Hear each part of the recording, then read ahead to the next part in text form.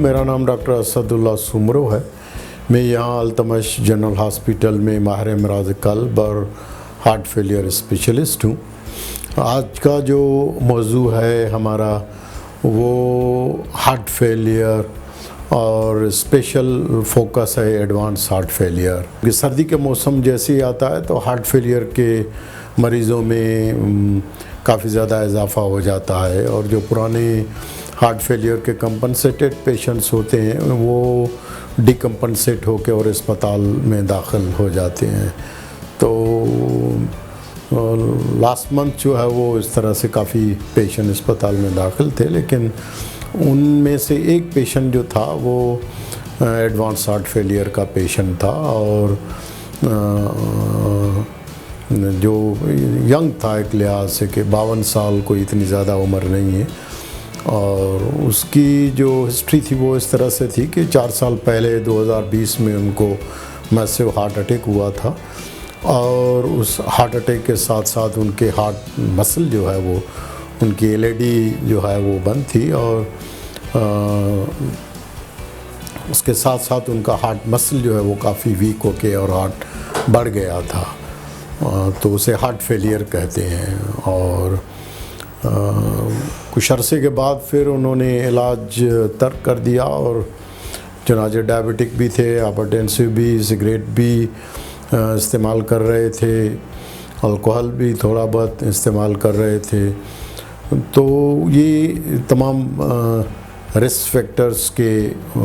साथ साथ अगर मरीज़ इलाज खाना भी बंद कर दे तो फिर बीमारी जो है वो तेज़ी के साथ बढ़ती जाती है।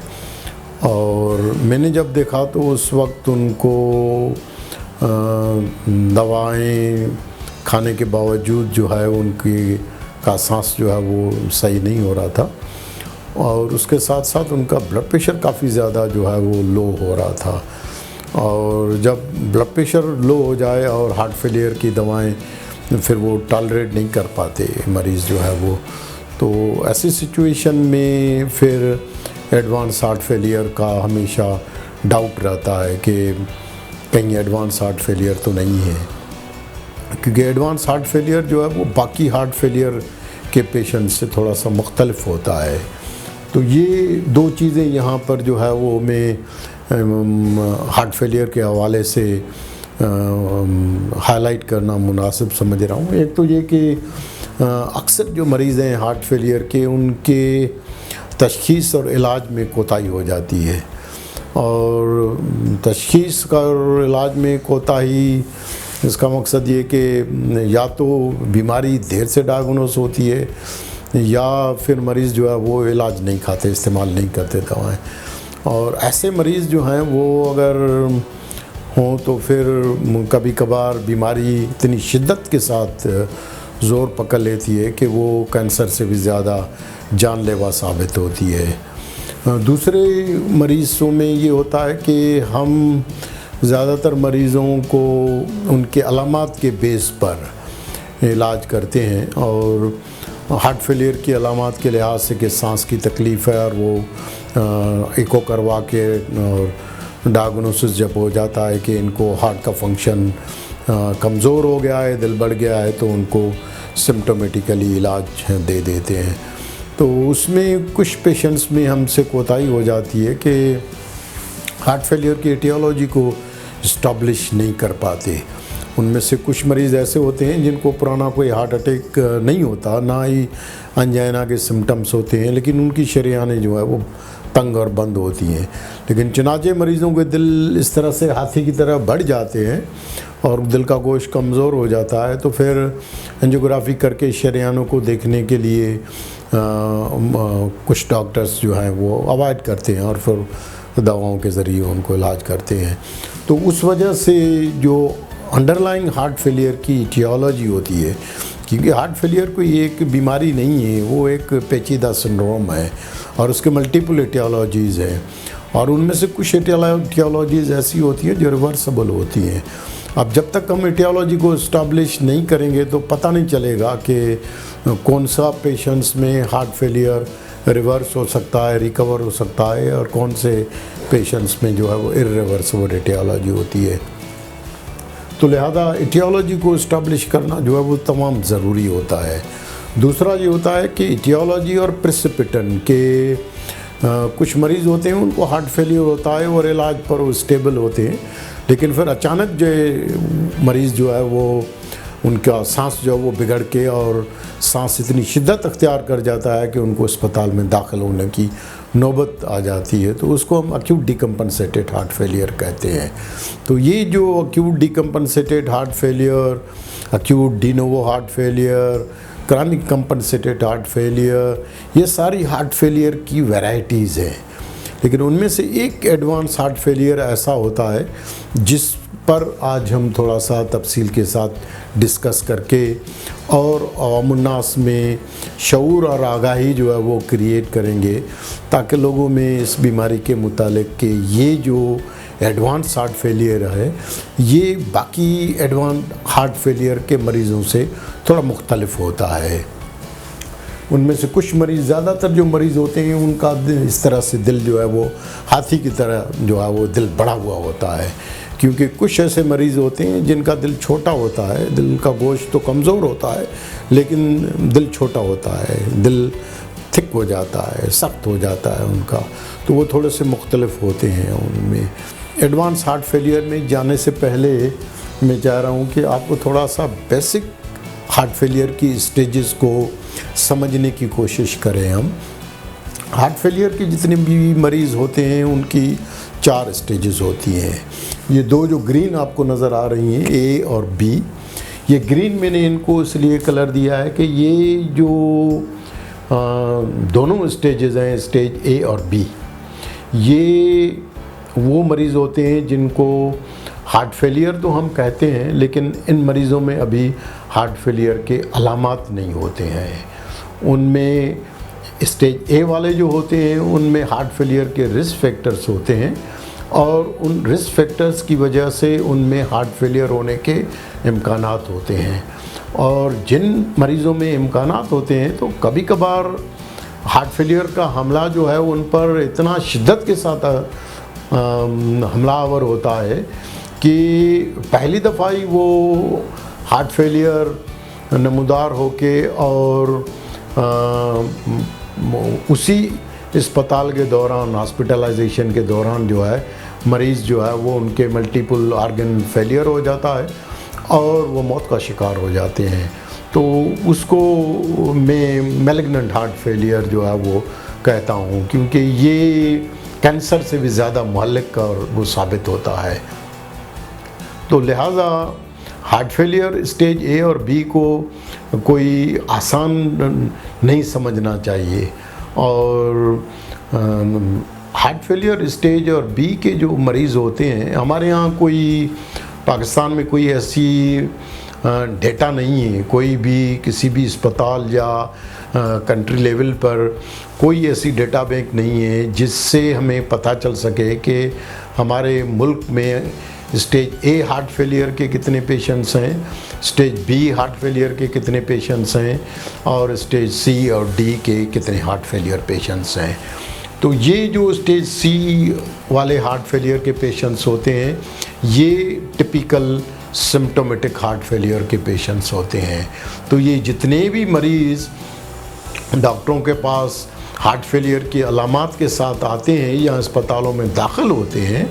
उनमें से अक्सर मरीज़ जो हैं वो स्टेज सी हार्ट फेलियर वाले पेशेंट्स होते हैं।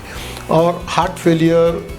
सी के बाद जो है वो स्टेज डी हार्ट फेलियर के पेशेंट्स होते हैं। तो हमारा का की एक काउंटी में ओल्मस्टेड स्टडी में उन्होंने देखा कि स्टेज ए और बी के कोई 56% मरीज़ जो है वो स्टेज ए और बी वाले मरीज़ होते हैं। इसका मकसद ये है कि स्टेज ए और बी के पेशेंट तो बहुत ज़्यादा हैं, 56% जो है वो, लेकिन अनफॉर्चुनेटली कार्डियोलॉजी कम्युनिटी चाहे बाहर के मुल्कों में चाहे हमारे मुल्क में, जब तक उनमें अलामात नहीं होते तो वो उनको हार्ट फेलियर इतना तस्वुर नहीं करते उनको, और चुनाचे उनको तस्वुर नहीं करते तो फिर हम उनको हार्ट फेलियर में अलामाती जो हार्ट फेलियर स्टेज सी होता है उसमें बचने के लिए हम कोई कोशिश नहीं करते उसमें। तो ये जो 56% वाले मरीज़ होते हैं स्टेज ए और बी, यही पेशेंट्स होते हैं जो सी और डी में जाते हैं। तो ये जो सी वाले पेशेंट्स हैं ये कोई 12% जो है वो, हमारे यहाँ पता नहीं है कि हमारे मुल्क में कितने हैं, और डी वाले पेशेंट्स में ऑल स्टडी में जो है 0.2% देखा गया है। तो स्टेज डी वाले जो पेशेंट्स होते हैं ये एडवांस हार्ट फेलियर के पेशेंट्स होते हैं। लेकिन कभी कभार ये होता है कि क्योंकि स्टेज डी को तशख़ीस करना इतना आसान नहीं है। जैसे मैंने कहा कि हार्ट फेलियर बज़ाते खुद एक कम्प्लेक्स पेचीदा सिंड्रोम है। तो स्टेज डी के जो पेशेंट्स होते हैं और स्टेज सी, क्योंकि दोनों अलामत वाले पेशेंट्स होते हैं, लेकिन हमारे अस्पतालों में या मुल्क के जो वो बड़े बड़े इंस्टीट्यूशंस हैं, उन इंस्टीट्यूशंस में स्टेज डी की तशख़ीस करने के लिए इतनी सहूलतें नहीं हैं। तो लिहाजा स्टेज सी और डी में हम डिफ्रेंशिएट नहीं कर पाते। तो हम जिनको अलामत होते हैं तो उस अलामत के लिहाज से उनको हम हार्ट फेलियर समझ के उसको ट्रीट करते हैं, जबकि उनका जो प्रोग्नोसिस होता है, क्योंकि स्टेज सी वाले पेशेंट्स होते हैं वो अक्यूट डिकम्पनसेशन के बार बार फेसेस में जाते हैं, लेकिन उनसे रिकवर हो जाते हैं। जो रिकवर हो जाते हैं तो फिर वो कंपनसेटेड फेस में चले जाते हैं, और जब कंपनसेटेड फेस में चले जाते हैं तो कई पेशेंट कई सालों तक, 5-5, 10-10 सालों तक जो है वो, 20-20 सालों तक जो है वो इस बीमारी के साथ जो है वो दवाएं खा के और ज़रूरियात ज़िंदगी के काम काज करते रहते हैं। तो लिहाजा स्टेज सी और स्टेज डी में, और इसके मुकाबले में जो स्टेज डी वाले हार्ट फेलियर के पेशेंट्स होते हैं, और जब वो डायग्नोसिस हो जाता है कि ये स्टेज डी की हार्ट फेलियर के पेशेंट्स हैं, तो फिर उनमें अमवात की शरह जो है 6 महीने से साल के अंदर अंदर उनकी अमवात की शरह जो है वो बढ़ जाती है। ज़्यादातर मरीज़ मौत का शिकार हो जाते हैं। तो लिहाजा इन दोनों स्टेजेस को समझना जो है वो ज़रूरी है। मैसेज यहाँ पर ये है कि हम जो है, क्योंकि हमारे मुल्क में इतने वसाइल, क्योंकि ये स्टेज सी और डी वाले जो हार्ट फेलियर के पेशेंट्स हैं उनमें ख़र्चा बहुत ज़्यादा आता है। अस्पतालों में बार बार दाखिले पर सबसे ज़्यादा जो है वो 70 से 80% जो ख़र्चा होता है, जिसकी वजह से जो अमीर मुल्क हैं वो भी अब हार्ट फेलियर के बार बार अस्पतालों में ख़र्चों से तंग आकर और वो शिफ्ट हो रहे हैं कि किस तरह से मरीज़ों को बार बार अस्पतालों में दाखिल होने से रोका जाए। तो उसके लिए बहुत सारे जो है वो मुल्कों में जो है वो काफ़ी काम हो रहा है और कर रहे हैं और काफ़ी कामयाब हुए हैं। लेकिन हमारे यहाँ अभी तक इस तरफ जो है वो इतनी तवज्जो नहीं है। इस वजह से हमारे अस्पतालें जो हैं या तो हार्ट फेलियर के मरीज़ों को निगलेक्ट हो जाते हैं, या फिर वो अस्पतालों के खर्चे बर्दाश्त करते रहते हैं और किसी को अंदाज़ा नहीं है कि उस पर कितना खर्चा होता है। तो लिहाजा हमें जो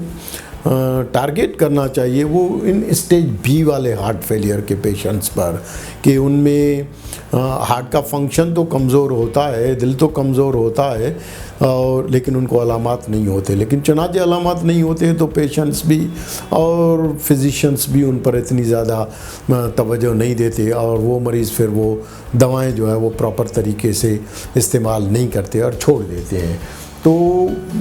हमें चाहिए कि हम उस वक्त ख़र्चा करें, यानी इन्वेस्ट करें अपनी सेहत पर जब हम सेहतमंद हैं। लेकिन अनफॉर्चुनेटली जब हम सेहतमंद होते हैं तो अपनी सेहत पर कोई ख़र्चा नहीं करते, कोई इन्वेस्ट नहीं करते, कोई तशख़ीस किसी ऊपर उस पर इतनी ज़्यादा तवज्जो नहीं देते। हम जब बीमार होते हैं तो उस वक्त जो है वो ख़र्चा करते हैं। तो लिहाजा हमें चाहिए कि बीमारी से पहले हम खर्चा करें और अपनी सेहत को जो है वो बिगड़ने से जो है वो रोक सकें। ये एक हमारे मरीज़ हैं, और इस तरह से जो हार्ट फेलियर के जो मरीज़ होते हैं उनमें जो सबसे ज़्यादा अलामत होती हैं वो सांस की। ये जिस तरह से मरीज़ को देख रहे हैं कि उनको सांस की शिकायत होती है। शुरुआत में चलने में सांस होता है, फिर आस्ता आस्ता सांस की तकलीफ़ इतनी बढ़ जाती है कि उनको थोड़ी सी हरकत करने से या लेटे लेटे जो है वो उनको सांस की शिकायत बढ़ जाती है और वो इस तरह से रात को सो नहीं सकते, सारी रात जो है वो बैठ के गुजारते हैं और पीछे से तकिए का सहारा देके इस तरह से मरीज़ जो है वो बैठ के और सांस लेते हैं, सो नहीं सकते। थोड़ा सा सोते हैं पीछे से तकिए देकर तो फिर आधी रात को उनको सांस की शिकायत और खांसी हो जाती है, तो जिसकी वजह से वो बैठ जाते हैं। तो ये जो स्टेज सी और डी वाले हार्ट फेलियर के पेशेंट्स होते हैं, जिनको हम सिम्टोमेटिक हार्ट फेलियर कहते हैं, तो इनमें अलामत एक जैसे ही होते हैं, लेकिन अलामत में फ़र्क इस तरह से होता है कि स्टेज डी वाले जो एडवांस हार्ट फेलियर वाले जो पेशेंट्स होते हैं वो हमेशा जो है वो उनको चलने में सांस जो है नहीं, उनको थोड़ी सी हरकत करने से यहाँ से वहाँ वॉशरूम तक जाते हुए सांस होता है और बैठे बैठे भी सांस होता है। तो एक तो उसकी क्राइटेरिया ये है कि वो हमेशा फंक्शन क्लास 3 और 4 में रहते हैं। तो जब मरीज़ों की ऐसी नौबत आ जाए तो फिर हमें उनमें जो है वो डाउट होना चाहिए कि ये स्टेज डी हार्ट फेलियर की तरफ जा रहे हैं। इसके अलावा मरीज़ जो है वो थक जाते हैं, थोड़ा सा हलचल करते हैं तो वो थक जाते हैं, उनको थकावट हो जाती है, उनको जिस्म में दर्द होता है। इसके अलावा सूजन होती है, पाँव पर सूजन आ जाती है, पेट पर सूजन आ जाती है, पूरे जिस्म में पानी भर जाता है और उसकी वजह से उनका वज़न बढ़ जाता है। और दवाएं देने के बावजूद, पेशाब की गोलियां देने और खाने के बावजूद उनको बार बार इंजेक्शन की ज़रूरत पड़ती है। तो एडवांस स्टेज वाले जो हार्ट फेलियर के पेशेंट्स होते हैं उनको बार बार ब्लड प्रेशर कम होने की वजह से इमरजेंसी में जाने की ज़रूरत पड़ती है, या अस्पताल में दाखिल होके उनको ब्लड प्रेशर को बेहतर करने के लिए डोबिटामिन लियोफेट के इंजेक्शन्स या ड्रिप्स लगाने पड़ते हैं। थोड़ा सा उनका ब्लड प्रेशर इम्प्रूव हो जाता है तो फिर मरीज़ डिस्चार्ज हो जाते हैं और उसके बाद फिर मरीज़ जो है वापस अस्पताल में दाखिल हो जाते हैं। तो लिहाजा दवाएं जो हैं उनके ऊपर असर नहीं करती।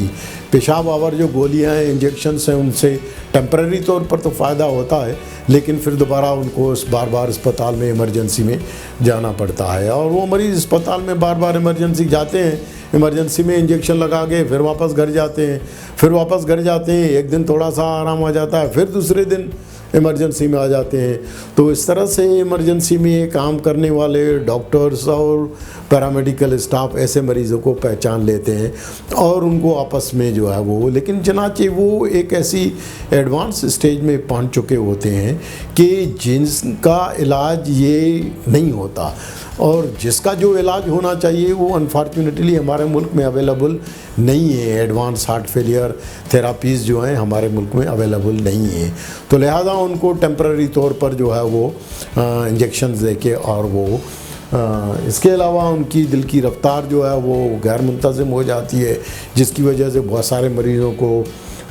फालिज होने की नौबत आ जाती है। तो ये इस तरह से ये ग्राफ है। और जो heart failure, advance heart failure के पेशेंट्स होते हैं तो उनकी जो जर्नी है, उनका जो सफ़र है वो यही होता है कि घर में आते हैं, उसके बाद दोबारा सांस बिगड़ जाता है, फिर वो बार बार ये जो येलो रंग की यहाँ पर डिप्स नज़र आ रही हैं ये इमरजेंसी विज़िट्स हैं, ये जो रेड कलर का जो है वो ये अस्पताल में दाखिलों का विज़िट है। तो ये जब से शुरुआत होती है और मौत आने तक इनका जो है वो, जब एडवांस हार्ट फेलियर की स्टेज में आ जाते हैं तो उनका जो सफ़र है वो इसी तरह से गुजर जाता है। घर आते हैं, 2 दिन घर में आराम करते हैं या तकलीफ़ के साथ, फिर दोबारा इमरजेंसी में फिर दाखिल हो जाते हैं, फिर डिस्चार्ज हो जाते हैं, फिर इमरजेंसी में आते हैं, फिर दाखिल हो जाते हैं। इस तरह से जो है वो मरीज़ जो है उनका ब्लड प्रेशर आहिस्ता आहिस्ता कम होता जाता है, दवाएं उनके ऊपर असर नहीं करती, उनकी अलामात जो है वो आम दवाओं से जो है वो इम्प्रूव नहीं होते। तो इस तरह से मरीज़ जो है फिर वो मौत का शिकार हो जाते हैं। आखिर में जो है वो ये जो बीमारी है उसकी तशख़ीस और इलाज के बारे में जो है वो, तो इसकी जो तशख़ीस है वो ज़्यादातर तो क्लिनिकल है और क्लिनिकल का मकसद ये है कि जो स्टेज सी हार्ट फेलियर के मरीज़ होते हैं उनके मुख्तलिफ फेसेस होते हैं। लेकिन जो स्टेज सी वाले जो पेशेंट्स होते हैं वो ज़्यादातर पेशेंट्स अस्पताल में दाखिल होकर फिर रिकवर हो जाते हैं। वो उसको एक्यूट डिकम्पनसेटेड हार्ट फेलियर कहते हैं। तो उस फेज से वो डिस्चार्ज होके और फिर काफ़ी अरसे तक जो है वो बेहतर रहते हैं। तो उनको फिर हम कंपनसेटेड फेस में, लेकिन जो एडवांस हार्ट फेलियर के पेशेंट्स होते हैं वो कंपनसेटेड फेस में जो है वो नहीं आते। एक दफ़ा वो स्टेज डी में पहुंचते हैं तो वापस सी में नहीं जाते। तो लिहाजा स्टेज डी वाले जो हार्ट फेलियर के पेशेंट्स होते हैं वो यूजुअली फंक्शनल क्लास 3 और 4 में रहते हैं, यानी कि उनकी जो सांस की तकलीफ़ है वो थोड़ी सी हलचल से थकावट हो जाती है, सांस हो जाता है, और बैठे बैठे लेटे लेटे भी उनका सांस दवा के बावजूद भी जो है वो सांस सही नहीं होता है। उनको थकावट होती है और इलाज के बावजूद उनको इलाज असर नहीं करता। और फिर नौबत ऐसी आ जाती है कि ब्लड प्रेशर उनका कम रहने लगता है, तो जिसकी वजह से आखिर में हमें जो हार्ट फेलियर के लिए जो स्टेज सी के इलाज की जो दवाएं हैं जिनसे उनका प्रोग्नोसिस और सिम्टम्स इम्प्रूव होते हैं वो बंद करनी पड़ती हैं, इसलिए कि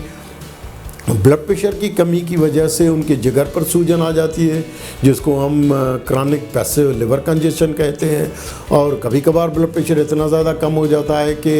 लिवर जो है वो बिल्कुल काम करना छोड़ देता है।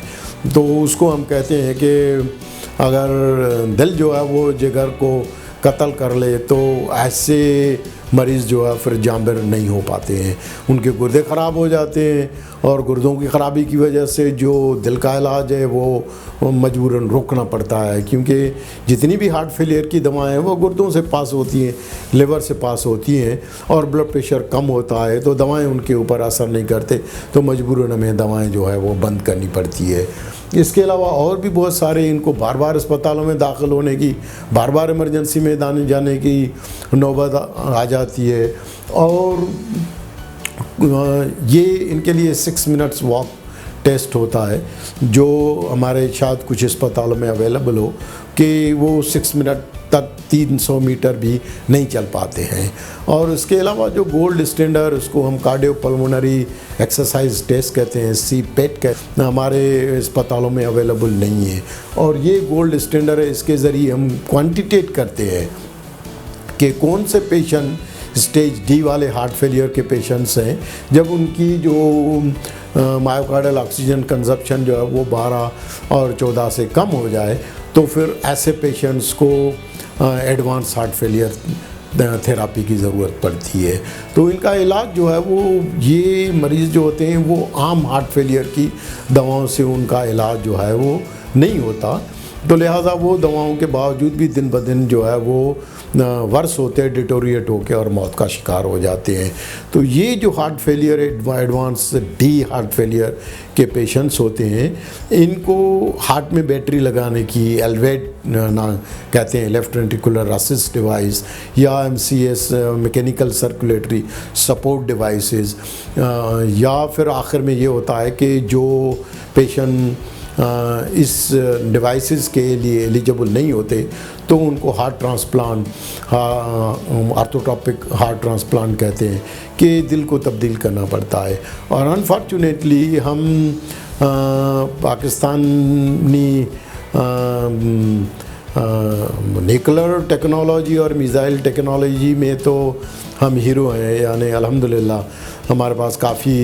इस किस्म की हाईटेक टेक्नोलॉजी मौजूद है। लेकिन अनफॉर्चुनेटली 70-75 साल गुजरने के बावजूद ये चीज़ मैं वाज़ेह करना चाह रहा हूँ कि हमारे मुल्क में अभी भी एडवांस हार्ट फेलियर के मरीज़ों के लिए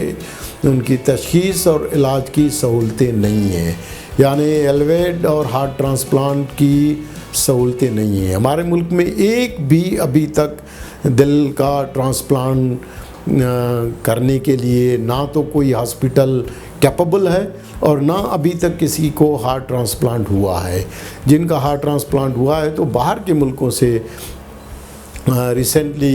इंडिया से एक जो है वो बच्ची जो है वो हार्ट का ट्रांसप्लांट, पाकिस्तानी बच्ची है जो है वो हार्ट ट्रांसप्लांट करा के, लेकिन हार्ट ट्रांसप्लांट जो है वो इतना आसान और इतना इजी नहीं है उनके लिए। बाहर के मुल्क भी काफ़ी ज़्यादा स्ट्रगल करते हैं, इसलिए कि उनके लिए डोनर हार्ट की ज़रूरत पड़ती है। तो उन डोनर हार्ट का हर जगह जो वो शॉर्टेज होती है, लेकिन ये जो बैटरी एलवेट टाइप की चीज़ें आई हैं उससे काफ़ी मरीज़ जो है वो जिनको डेस्टिनेशन थेरापी, कुछ लोगों को ब्रिज टू ट्रांसप्लांट की ज़रूरत पड़ती है, लेकिन अब ऐसे डिवाइसेस आ गए हैं कि जिनको डेस्टिनेशन थेरापी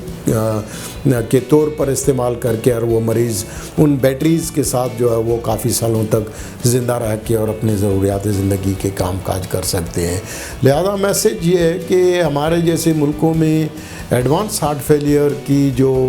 तशख़ीस और इलाज की सहूलतें नहीं हैं, तो लिहाजा हमारे पास ऑप्शन सिर्फ यही है कि हम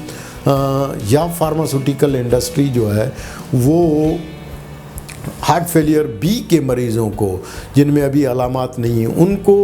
सी में जाने से रोकें, और जिनको अलामाती हार्ट फेलियर स्टेज सी है उनको बार बार अस्पतालों में दाखिल होने से रोकें। उनके इलाज और उनके प्रेसिपिटेंट और रेडियोलॉजी को इस्टेब्लिश करके उनके हार्ट फेलियर स्टेज सी में वहाँ रोकें ताकि वो स्टेज डी में ना जाएं। तो इस तरह से ही जो है हम हार्ट फेलियर स्टेज डी का मुकाबला कर सकते हैं। ये एक जंग है और ये जंग को जीतने के लिए कोई ये अकेला कोई भी डॉक्टर या कोई भी अस्पताल अकेले से नहीं, इसमें जितने भी हार्ट फेलियर के स्टेक होल्डर्स हैं, गवर्नमेंट से लेकर जितने भी डिपार्टमेंट्स और एजेंसीज़ हैं, उन सबको मिलके जो है वो काम करना पड़ेगा, तब भी हम एडवांस हार्ट फेलियर की जंग जीतने में कामयाब हो सकते हैं। मैं यहाँ अल्तमश जनरल हॉस्पिटल में सुबह और शाम हार्ट फेलियर की क्लिनिक करता हूँ, और अगर किसी मरीज़ को हार्ट फेलियर के सिलसिले में कंसल्ट करना हो तो वो सुबह और शाम किसी वक्त भी आके कंसल्ट कर सकते हैं।